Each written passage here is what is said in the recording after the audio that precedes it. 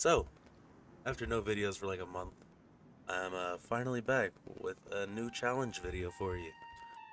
This challenge is catching a legendary for every letter of the alphabet, A through Z. Um, Obviously that's the alphabet, but yeah, I have to catch a legendary for every letter of the alphabet. I threw on a timer because why not? It would be fun to see how fast I can complete this challenge. Fun fact: this is only part of the video. Like, I'm not even like, actually, that's a bit of a spoiler. I'll just save it. I'll save it for the next part of the video. Obviously, there's not a legendary for every single letter of the alphabet. For like B, there's no legendary that starts with B. So I'm probably going to end up using an Ultra Beast instead. Who knows? You'll see in a future video maybe. But as for letters that can't be replaced with an Ultra Beast, I mean, I guess we'll just have to skip them because there's really no legendary equivalent when it comes to like regular Pokemon. But yeah, every video that's uploaded using this footage was actually live streamed. I've been live streaming this whole challenge on Twitch. The link will be in the description if you ever want to watch the VODs for that or anything. But yeah, it's been a while since I've uploaded, so I thought I'd do a challenge where I can get a lot of content out of it, so I can actually have stuff to upload to keep you all entertained, especially since I can't upload 300 days right now, which is still unfortunate. I'm still trying to get my account back, but I don't know. I don't know. I might end up having to remake the world and just give me my stuff back on another account, or I could just do the 300 days in another world. I mean, it's not really the same though, but like I'll figure something out for that. Anyways, let's get into the cool stuff of this video. Let's get into the cool stuff, like how I found a shiny Pachirisu as soon as I loaded into the world, which is it's cool and all. First of all, I can't catch it. I have no Pokeballs. Second of all, it's not a legendary, so I don't want it either. Also, this is the first PIXELMON video that I've uploaded that I'm not like locked out of using, like other regions of Pokemon. This is the first video that I'm not limited to only a specific region, specific decks. So I'm going to abuse that while I can. So obviously a lot of the legendaries that spawn are through luck. So I decided that I should probably prioritize catching legendaries that I can summon. So like Articuno, Celebi, any of the Space Trio, which the Space Trio doesn't really count because you have to. There's a lot of prerequisites for that, but I should probably prioritize Pokemon that I can summon that I don't have to wait for to spawn, which is why I did take a screenshot of this time space alter in case I do somehow get the Lake Trio. If I get the Lake Trio, then I can summon each of the Space Trio. So that's 6 legendaries off the list right there if I do get lucky like that. Speaking of getting lucky like that, I actually found a desert biome, which I think is still the best spawn you could possibly have, no matter if it's Pixelmon or just regular Minecraft. I think that's the one thing that doesn't change between regular Minecraft and Pixelmon is that deserts are still probably the best spawn, no matter what. The reason I prefer desert spawns over anything else in Pixelmon is because desert temples have a chance of having relic items like relic copper, relic gold, but they can also have relic crowns and relic statues. And relic crowns and relic statues sell for 300k and 200k respectively. So any way of making money like that amount of money that fast is worth because you can buy Ultra Balls instantly. You can buy stacks and stacks of Ultra Balls instantly, which is really, really good if you're like doing a Pokedex challenge or if you're doing this challenge right here, catching legendaries. You're obviously not going to have 26 Master Balls, so you're going to need a lot of Ultra Balls stacked up for when you get to the legendaries. Unfortunately for me, I did not find a relic statue or a relic crown, so I was stuck with 30 Great Balls to work with for the beginning of this challenge. However, as I kept looking for desert temples to hopefully, hit the jackpot, I actually found something else that was just as important.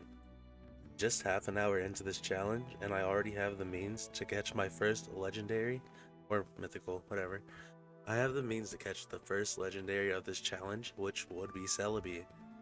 So, about 15 minutes later, I actually found an Alex Shrine that I could use to summon Celebi, But since my Torchic was fainted, I couldn't summon the Celebi because my team was too tired to attempt this challenge.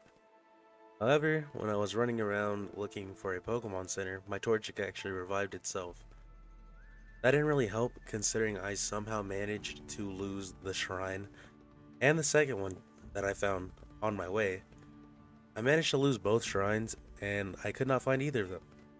And I think I ended up spending 15 minutes looking for both of the shrines just to not find them, either of them. Anyways, I was following around this Probopass trying to catch it to hopefully take some of the hits from a Celebi, and I accidentally caught a Hoot because I missed the Great Ball on the Probopass, and it hit a Hoot that was behind it, which is fantastic. I finally caught the Probopass. I guess this Hoot didn't like the fact that I caught its friend, so it attacked me. But little does it know its friend will be right back in the wild very, very shortly. And oh yeah, since I haven't been able to upload 300 Days in PIXELMON, I guess this is the first video I've uploaded that has dens included in it. And as you can see here, legendaries do spawn in dens. These dens are gonna clutch up quite a few times probably. So almost 20 full minutes later, I had to find a completely new shrine. I didn't find either of the two I already saw, and I was finally able to summon Celebi. And I guess me and Celebi are just buddies or something, because I caught it at almost full HP with a single Ultra Ball. I don't know, I guess me and Celebi are just best friends or something. Anyways, with that capture down, that's one letter off the list and 25 more to go. C is done. So this isn't one of my PIXELMON videos unless I go to Ultra Space as fast as possible. A Virizion spawned in a den as soon as I got here, but I couldn't find it because I got spawned in the middle of nowhere, so I had to move on without it. I explored for a very long time in Ultra Space, and after defeating enough dens, I finally had enough XP to evolve my Torchic, which was a pretty cool moment.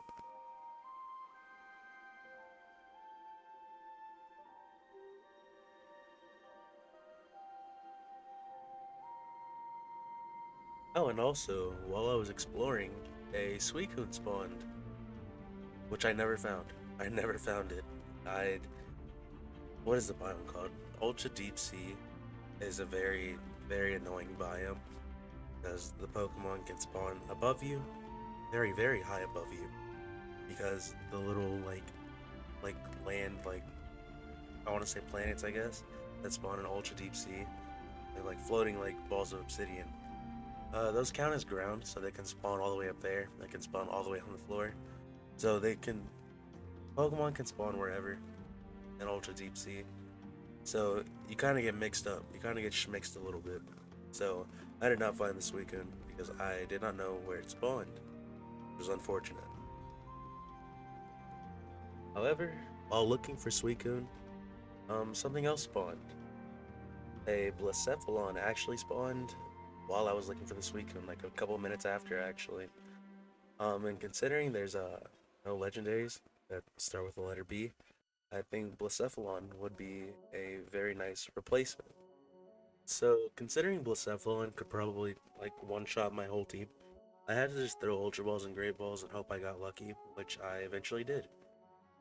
I don't know what made me start using Great Balls, but I guess it's a good thing I did, because I actually did end up catching Blacephalon in a Great Ball.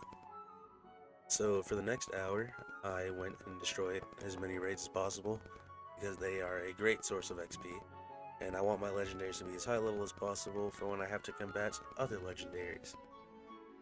I also got a keystone, so if I ever end up with like a Mewtwo or something, the rest of this world better look out.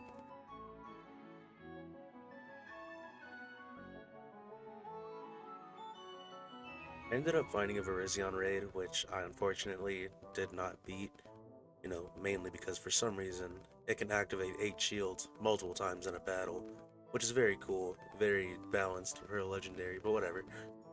I wasn't too mad about the Virizion, because not even 2 minutes later, I got to get my revenge on a Cresselia, which I didn't even really need to fight, because I already have Celebi. But the Cresselia didn't stay in the ball anyway. I threw an Ultra Ball after defeating it, and it broke out instantly. So Cresselia does not like me, I guess. Also, not that long after the Celebi fight, Zacian spawned, which is kinda crazy. Zacian is the last Pokemon I expected to get for Z. I was thinking about filling an orb for Zapdos, or waiting in a jungle for what is it?